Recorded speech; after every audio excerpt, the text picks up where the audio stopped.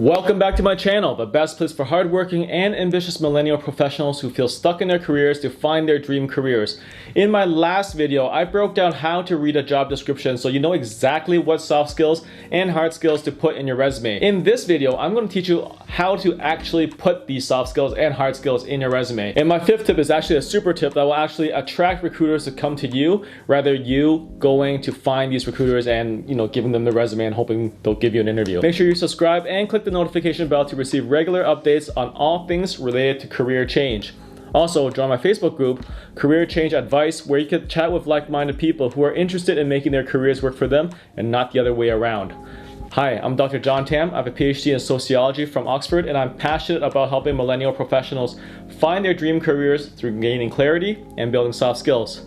So without further ado, let's talk about how to put soft skills and hard skills in your resume. So without further ado, let's get started on how to put soft skills and hard skills on a resume so that you can get that job.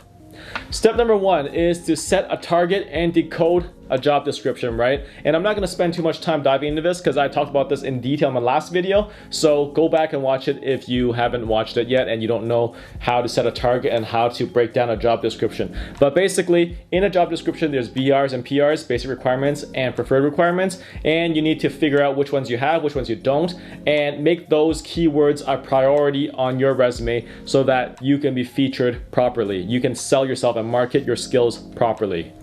Step number two is, depending on your situation, you need to choose the proper resume format. There's typically 3 resume formats that are generally agreed upon, right? And then of course there's others that are more niche down to different disciplines and different industries and so on. We're going to focus on the more mainstream ones.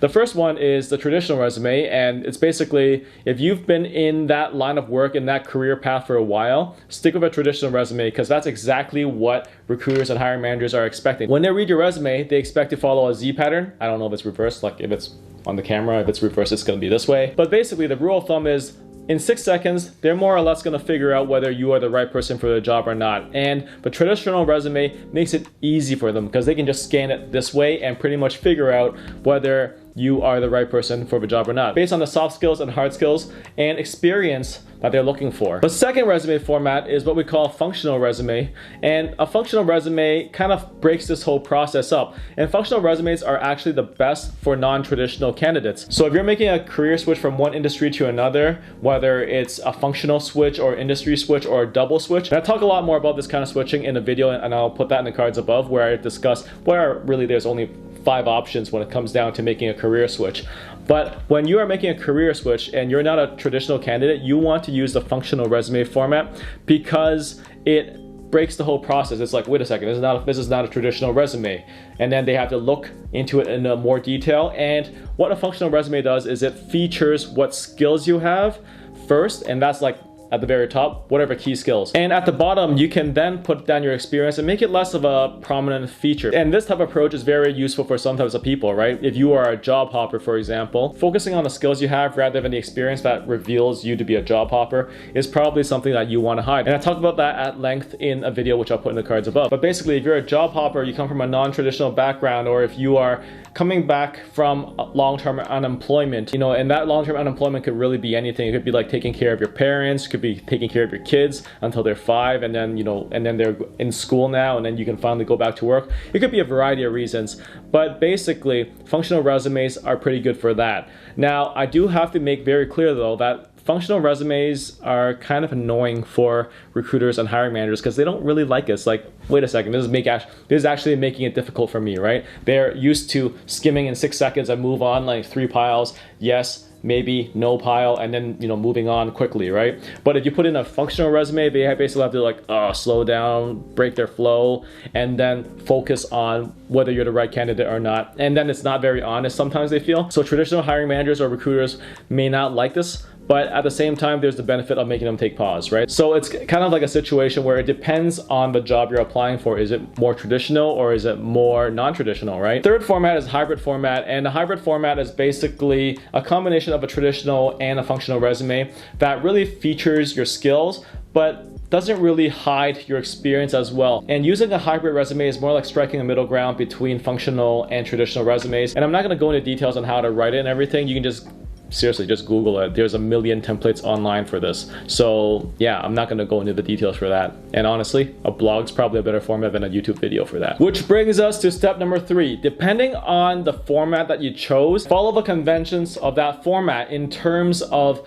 the industry, in terms of the function, in terms of your geography, right? And it may mean creating a section for hard skills and soft skills. It also may mean listing out specific software or platforms that you've used in essentially like an alphabet soup format, right? It depends on your industry. If you are in IT support, they care more about whether you've implemented these different softwares before. And so therefore you gotta do the due diligence to do the research and figure out, okay, should I just write it out like alphabet soup, or should I, make it very nice and tidy and put it under each job description that you've ever worked before, right? And basically, based on that research, you figure out what to do. So conventions matter. You need to figure out the convention in your industry, in your functional role, and in your geography, right?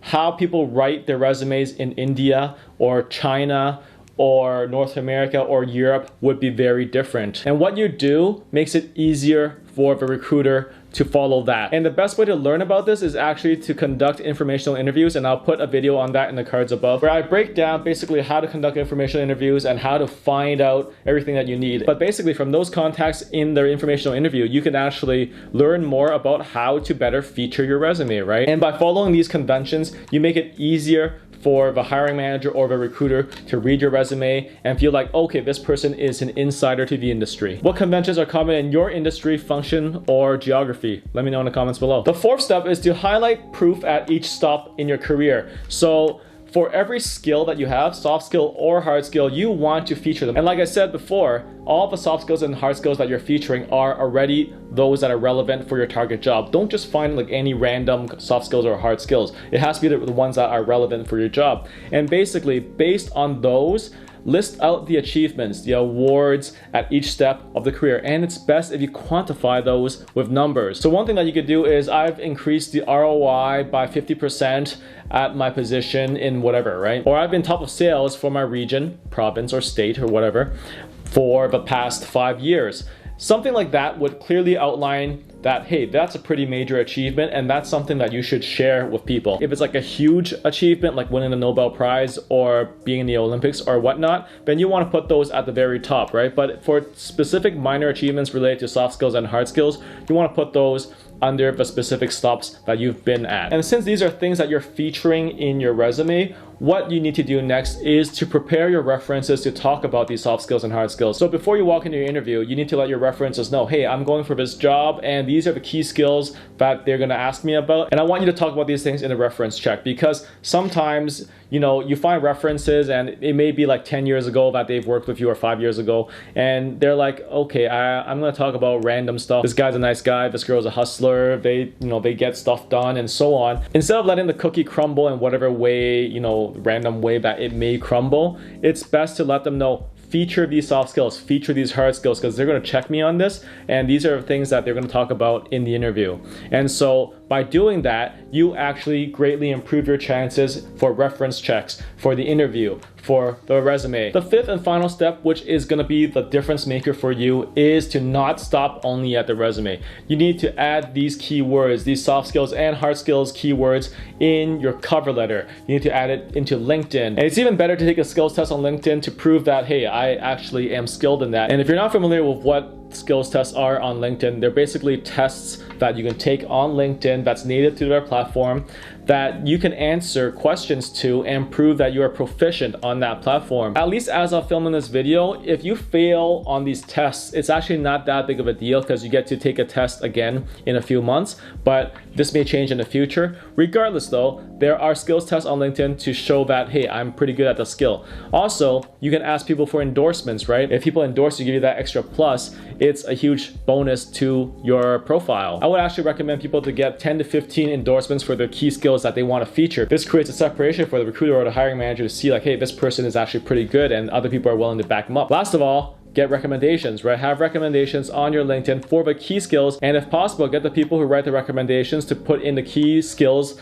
that you want them to feature for you. That way, when someone looks over your profile, it's like, oh wow, this person is pretty good at this. And sometimes this doesn't even have to be on LinkedIn. This could be on any social media platform. So for example, if you are in film editing, the platform for that is Behance, right? For Adobe Premiere Pro, anytime people are featuring their stuff, they're gonna be on the platform Behance. And that's where you want to put these keywords as well. Because if the hiring manager is going to look for someone to edit film for Adobe Premiere Pro, that's the platform where they're gonna be looking at. So the bottom line is this: the best way to get an interview, to get to that next stage in the job search process, is actually to go beyond the resume. Put it throughout your social media profiles so that when a recruiter looks on LinkedIn and searches up these key terms, they will find you first because you're going to be featured there. And you got to think about it from the perspective of recruiters, right?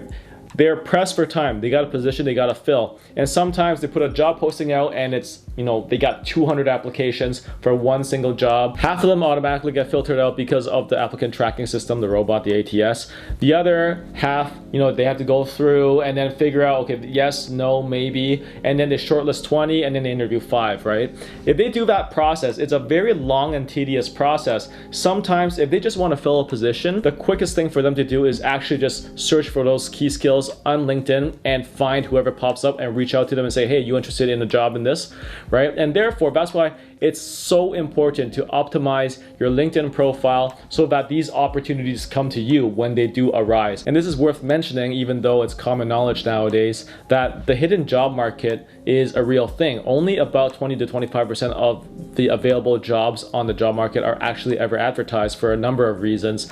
And therefore, if people are looking to hire for a position, they're searching for people. They're not waiting for resumes to go into their inbox so that they can sift through them, right? It doesn't actually spark joy for recruiters. So therefore, in your case, it's best to optimize everything with those soft skills and hard skills keywords so that's not only in your resume, but it's throughout your profile. With that being said, my question for you is this: are you enjoying the job that you're doing? Are you enjoying your career? If you don't like what you're doing, I highly recommend you to take a free, quick, and accurate career personality test that breaks down what job characteristics are the best fit for your personality. Because a lot of times, beyond the toxic environment or bad bosses or bad leadership and, just bad people around you that makes your job miserable, a lot of times it's a lack of alignment between who you are as an individual versus the job role and job content of what you're doing on a daily basis, right? The job function. Essentially, this personality test breaks down what are the best characteristics of work for you and what things you should avoid. And beyond the human factors of bad leadership or toxic people and so on why you hate your job, I highly recommend you to check out the video, which I'll put in the cards above, on the scientific reason on why you hate the job in terms of the content, the role, the function, and so on. And definitely check it out because it's a scientific explanation that breaks down the human psychology so that you can actually find work that you love. Also, make sure you join my Facebook group, Career Change Advice, so that you can be in a community of people who are interested in making their careers work for them and not the other way around. Okay, now that you know what to put in the resume, what about your CV? Do you even know what the difference is? In my next video, I'm gonna break down for you what's the difference between a resume and a CV. So make sure you subscribe and click the notification bell for updates for when it comes out. Also, leave a comment below and let me know your thoughts about this video. Don't forget to give this video a like and share it with your network if you found this to be valuable. Take care.